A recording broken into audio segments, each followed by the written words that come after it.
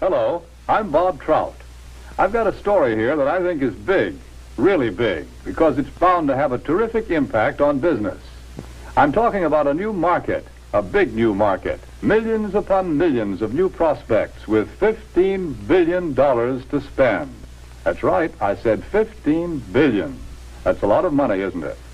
The surprising thing is that it's a fresh market, still full of opportunities. It grew up so fast, got so big in a hurry, that few of us realize its scope. Now, these days, nobody's likely to pass up chances to sell. And yet right here in our own front yard, there's a neglected market. There's money waiting to be spent. To get the story of this market, to be able to tell you the secret of selling the Negro, we did a lot of digging. We talked to leading businessmen, to customers, and to salesmen. We went to Washington, D.C. We set up cameras and other key points around the nation. And out of this all, there emerged a story, the story of a new market.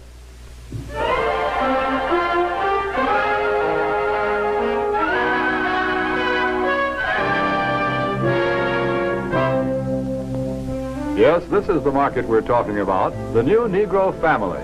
Their name is Wells or Wilson, Smith or Brown or Alexander or Breen. They live in Chicago, in Atlanta or New York, in Detroit, St. Louis, Los Angeles, any one of 1,000 cities and towns. All over the country, families such as this are enjoying new prosperity. They have new interests, new standards of living, a buying power they've never enjoyed before. They're good prospects for practically all types of goods and services. All too often, though, they're overlooked prospects. Why? Because of some good, valid reason? No.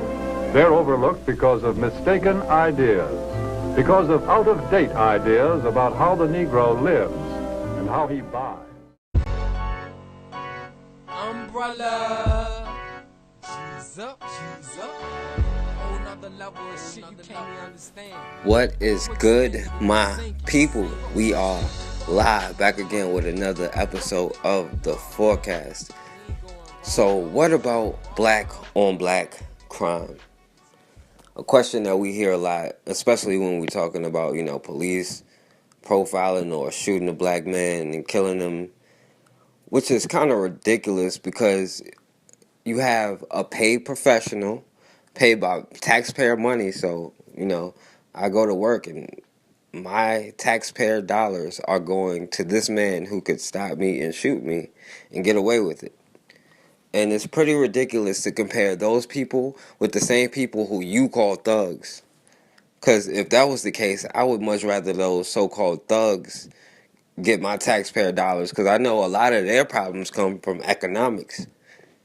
I don't know what the fuck this cop problem is. But okay, let's talk about black on black crime. What about black on black crime? Because, these people love to quote unquote statistics to you, talking about, well, hey, we're justified because of, look at these statistics. But, I'm going to need a source on these statistics, and we're going to have to start checking these people's sources who make these claims. And we have to be careful about, how they frame what they say. We have to pay attention to things like when they account for population and when they don't, when they're talking about statistics. For example, they'll say things like, well, more black people commit violent crimes, but white people will get shot by the cops more. White people are killed by the cops more than black people. Well, the first half of that statement, they account for population. But the second part of that statement, they say, well, white people are shot more by the cops. Well, that's not accounting for population. So you got to watch how they word it, because sometimes they will account for the population and sometimes they won't. But on top of that, I want to know exactly how they're getting these statistics, where they're getting it from. I need their sources. when they have these crime statistics, do it count people who are arrested, who are suspected, who are convicted, who are charged? Now, a lot of times when they are quoting these statistics, they are citing the FBI statistics, but the FBI itself describes its data as estimated and comes from voluntary reports from local law enforcement agencies.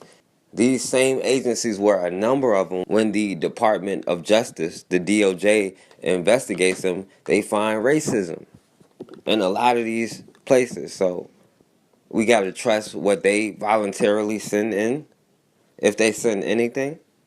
You know, the FBI itself gives a disclaimer. It says the most detailed racial data have limits. They are confined to cases in which one person was killed and one person did the killing, which eliminated about 17% of homicides itself. So we're already starting from a flawed premise where you have to know who the suspect is, know the race of the suspect, and know the race of the victim. That's the only way they can get these statistics, for one. Then when you look at the data also, the last 30 years, crime has been down. Violent crime, violent victimization, and property crime have been down. But you're sitting here saying, well, black on black crime is skyrocketed. And then you go into Chicago as an example. Well, a lot of black people have never stepped foot in Chicago. I haven't even been within like 2 states of Chicago. So how is something in Chicago going to set in motion a law, something that affects black people throughout all of America, for something that is going on inside a specific area of Chicago? You know, you're saying that all black people in America are responsible for what a group of people are doing in Chicago. That is what you're saying. But the whole problem with the argument in itself is that there's a huge difference between black on black crime and non-black on black crime. The person who is committing a black on black crime is going to jail. He's getting a life sentence for killing another black man. If a black man shoots down a black man and he gets caught, he's doing 40 years plus. If a cop shoots a black man, he's not doing a day. If a regular person kills a black man, he may or may not go down. We don't know. That's the fucking problem. We know if a black person gets caught killing another black person, that's 2 black lives gone, not just one. But, you know, at the end of the day, as a black man, I have got to say this. Our people can't afford to be out here killing each other. Just the situation in itself, we have too many enemies to be enemies of each other. And I never understood it personally. Why rob from another person who's stuck in the same position that you're stuck in? And neither one of y'all put each other in that position, but you turn your hostility towards each other, and instead of getting yourselves out of the situation, or at least the root cause of why you're in that situation, attacking it together so you can solve everybody's problems, so everybody can eat. I never understood why we turned around and tried to rob and hurt each other. And the problem is the position that we are in America. It makes it stick out even more. We are the only people who are going to be able to change our situation. Ain't nobody going to stand up for us but us. And, you know, we have to start attacking the root of all of these problems. Just the whole economic side of the game would alleviate a lot of these problems, because that's where a lot of the issues in the black community comes from. And, you know, I see these kids, I mean, you go to school, go to terrible schools and can't afford shoes, can't afford clothes. And then, you know, you get older, you see your family can't really eat and the lights are getting cut off. And the only way to make money is by doing this. We focus on black economics. We solve a lot of problems with education. And we solve a lot of problems with employment. we have to solve the relationship between black men and black women. A lot of this stuff starts as children from the mother and father. We have to get our psyche together. And to be killing each other is not going to help in a time like this, and it hurts us in a time like this. It's not only one black life that is lost when you kill another brother. You're going to lose your life too, because you're going down for 40 years. You know, you're not a fucking cop. You're not some white dude killing a black dude. You're a black dude killing a black dude. You're going to jail. So it's over for both of y'all. The truth of the matter is that the Negro lives pretty much the same as other folks. He buys pretty much the same way, too. But just the same, a lot of old doubts and opinions keep cropping up over and over again. I don't like to do business with Negroes. They're drifters. You can't keep track of them. Yes, although a lot of people think that way, the truth is that 1 out of every 3 Negro families living in cities today owns its own home. That figure comes directly from the United States Bureau of Census. Maybe so, but Negroes are poor credit risks. Not more of a credit risk than any other group. Actually, the Negro homebuyer meets his payments faithfully, often more faithfully than other race groups in the same economic level. That's the information we got from people who ought to know, the National Association of Real Estate Boards. Well, maybe, but I've always heard that Negroes buy shoddy, poor-quality merchandise. No, it's just the other way around. According to leading researchers, in proportion to population and income, Negroes buy more quality products than any other comparable United States group. You see, there are a lot of confused notions about the Negro customer. But when you dig right down and find out about them, they just don't hold water. Negroes own homes. They meet their payments faithfully. They buy good brands of merchandise.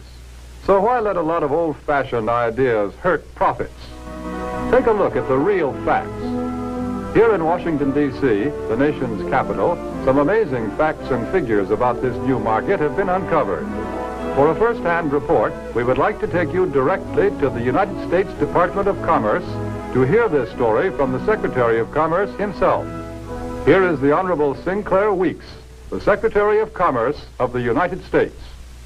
In the Department of Commerce, we are constantly alert to trends that mean a healthier national economy, better business for the nation as a whole.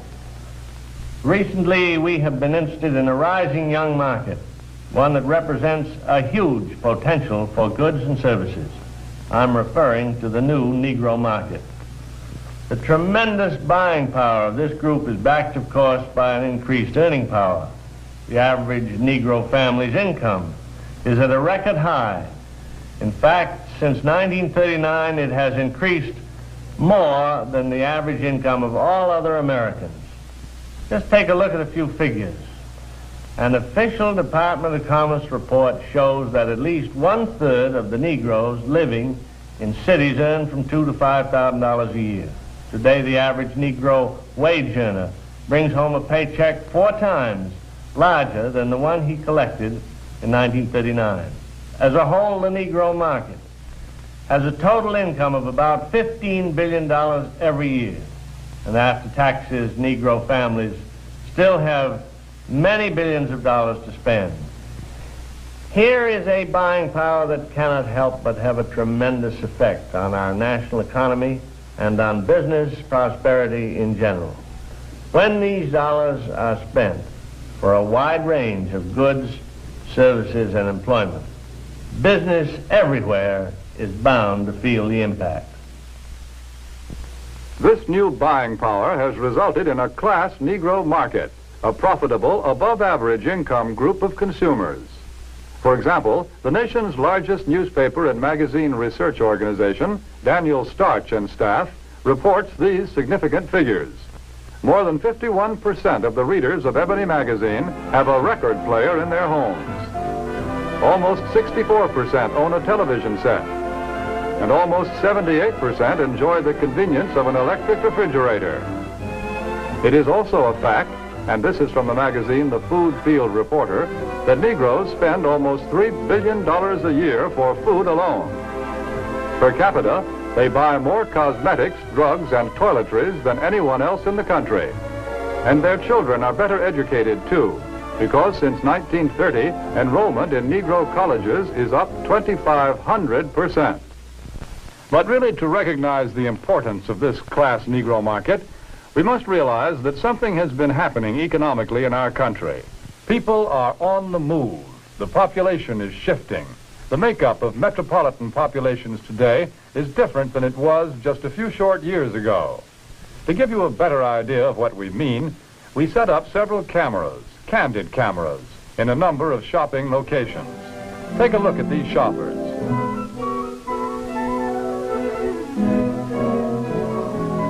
Notice what a large proportion of them are Negroes. What's the reason? It's simply this. Negro families are moving into the cities where there are more job opportunities.